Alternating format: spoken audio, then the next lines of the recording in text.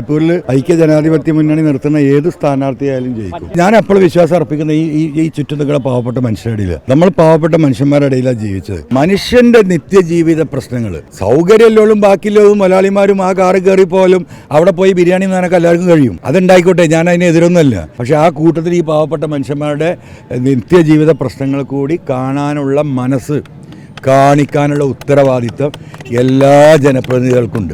കേരളത്തിലെ കടലോര ജനതയിലെ ഏറ്റവും സമാധാന പ്രേമികളായ ജനങ്ങളായിരിക്കും ഇവിടെ ഉണ്ടാവുക. മനസ്സിലായോ? ഇതൊക്കെ നിലമ്പൂരാണെങ്കിൽ അടിച്ചിൻ്റെ ചപ്പ പൊട്ടിച്ചിട്ടുണ്ടാവും നാട്ടുകാർ. അങ്ങനെ ബേപ്പൂർ മണ്ഡലത്തിൽ ഇത്തവണ PV അൻവർ വരുമോ ഇല്ലയോ എന്ന ചോദ്യമാണ് ഇങ്ങനെ കേട്ടുകൊണ്ടിരിക്കുന്നത്. ആ ഘട്ടത്തിൽ PV അൻവർ ഇപ്പം മണ്ഡലത്തിൽ തന്നെ സജീവമായിട്ട് പലയിടങ്ങളിലായിട്ട് എത്തുന്നുണ്ട്. നമ്മൾ എത്തുന്നത് ഇപ്പം ചാലിയം ഫിഷ് മാർക്കറ്റിലാണ്. എല്ലാവരും പ്രധാനമായിട്ടും ചോദിക്കുന്നത് അൻവർ ആയിരിക്കുമോ ഇത്തവണ ഇവിടെ കളം നിറയുക എന്നുള്ളതാണ്. എങ്ങനെയാണ് ആ ചോദ്യത്തിന് ഉത്തരവുണ്ടോ? അതിലെന്താ പറയുക, എന്തായാലും ഒരു സ്ഥാനാർത്ഥി ഉണ്ടാവുമല്ലോ, അത്ര കരുതിയാൽ മതി. ആരെങ്കിലും ഒരാളുണ്ടാവും. നമ്മളിപ്പോൾ തെരഞ്ഞെടുപ്പ് പ്രചരണം ഇപ്പോൾ ബേപ്പൂരിൽ മാത്രമല്ല, ഞാൻ പല സ്ഥലങ്ങളിലും പോയിട്ടുണ്ട്. ഇപ്പോൾ കഴിഞ്ഞ കുറച്ച് ദിവസങ്ങളായിട്ട് ഇവിടെ കോൺസെൻട്രേറ്റ് ചെയ്യുന്നുണ്ട് എന്നത് സത്യമാണ്. അപ്പോൾ എന്തായാലും ഒരു സ്ഥാനാർത്ഥി ഉണ്ടാവും. ബേപ്പൂരിൽ ഐക്യ ജനാധിപത്യ മുന്നണി നിർത്തുന്ന ഏത് സ്ഥാനാർത്ഥിയായാലും ജയിക്കും, ഒരു തർക്കമില്ല, കരുതണ്ട. ഈ PV അൻവറിനെ സ്വാഗതം ചെയ്തിട്ടൊക്കെ കഴിഞ്ഞ ദിവസം ഇവിടെ ചെറിയ പോസ്റ്ററുകളും ഫ്ലെക്സ് ബോർഡുകളൊക്കെ ഉയർന്നിട്ടുണ്ട്. അപ്പം അതിനെങ്ങനെയാണ് നോക്കി കാണുന്നത്? അല്ല, അതിൽ നമുക്ക് സന്തോഷമുണ്ട്. പല സ്ഥലത്തും ഉണ്ടായിട്ടുണ്ടല്ലോ, അതിൻ്റെ ഭാഗമായിട്ട് ഈ മണ്ഡലത്തിലുണ്ടായിട്ടുണ്ട്. അല്ലാണ്ട് അതിന് എന്താ പറയുക, ജനങ്ങൾ കാണിക്കുന്ന സ്നേഹത്തിന് നമ്മളെപ്പോഴും റെസ്പോണ്ട് ചെയ്യണ്ടേ.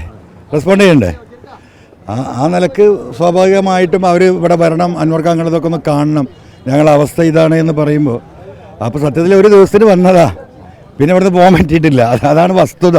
ഇപ്പോൾ ഇവിടെ തന്നെ ആയിരിക്കുമോ? അല്ല, പറയാൻ വയ്യ.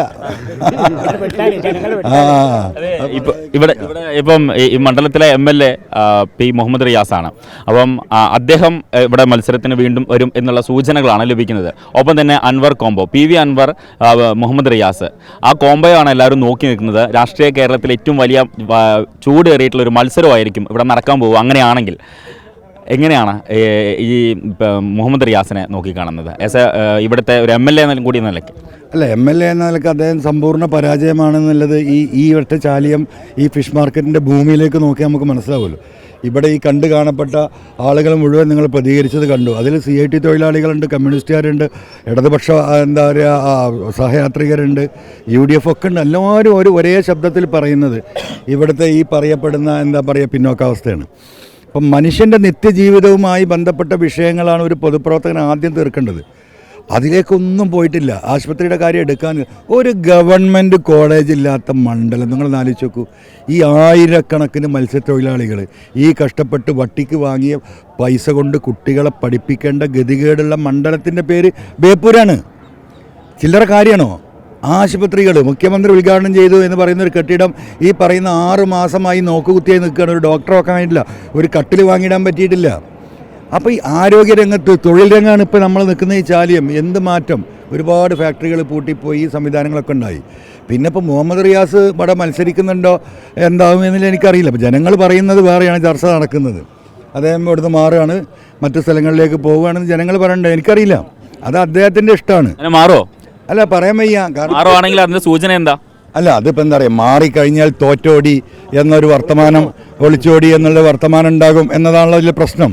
അപ്പോൾ അദ്ദേഹത്തിന് കിട്ടിയിരിക്കുന്ന ഉപദേശം ഒളിച്ചോടി തോറ്റോടി എന്നൊക്കെ 2 മാസമേ പറയുള്ളൂ. തിരഞ്ഞെടുപ്പിന് മത്സരിച്ച് തോൽക്കുന്നതിനേക്കാളും നല്ലത് ഈ തോറ്റോടി എന്നുള്ള ആളുകൾ പറയുന്ന ഈ സംസാരം ഒന്ന് സഹിച്ചാലോ, എവിടെയും പോയി ജയിക്കാൻ പറ്റുമെങ്കിൽ അവിടെ പോയി മത്സരിക്കുന്നതാണ് നല്ലത് എന്നുള്ള ഉപദേശം അയാൾക്ക് കിട്ടിയെന്ന് അദ്ദേഹവുമായി ബന്ധപ്പെട്ട ആളുകൾ പറയും. എനിക്കിതൊന്നും അറിയില്ലേ, പറഞ്ഞ അല്ല, നമ്മൾ ഈ നാട്ടുകാരനാകും ചിലപ്പോൾ. അതവിടെ നിൽക്കട്ടെ.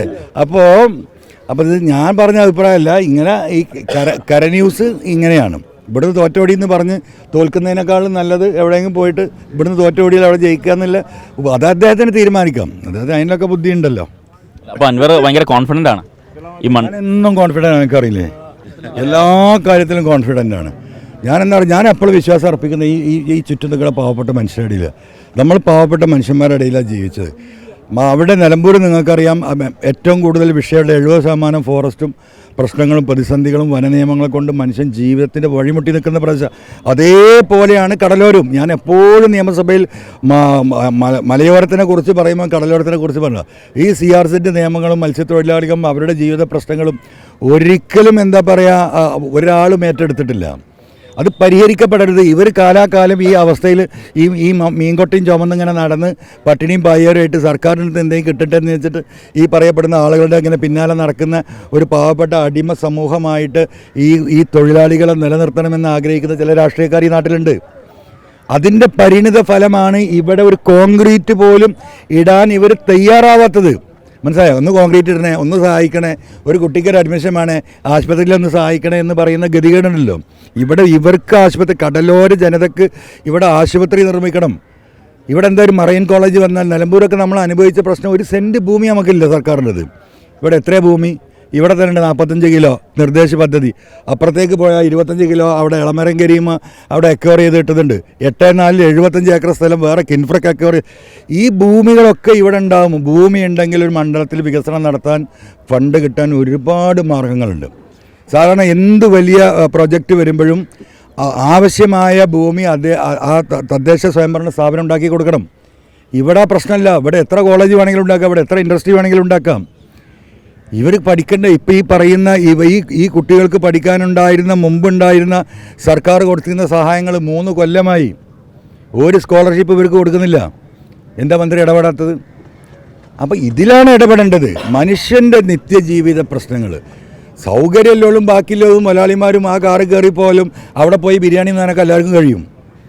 അതുണ്ടായിക്കോട്ടെ, ഞാൻ അതിന് എതിരൊന്നുമല്ല.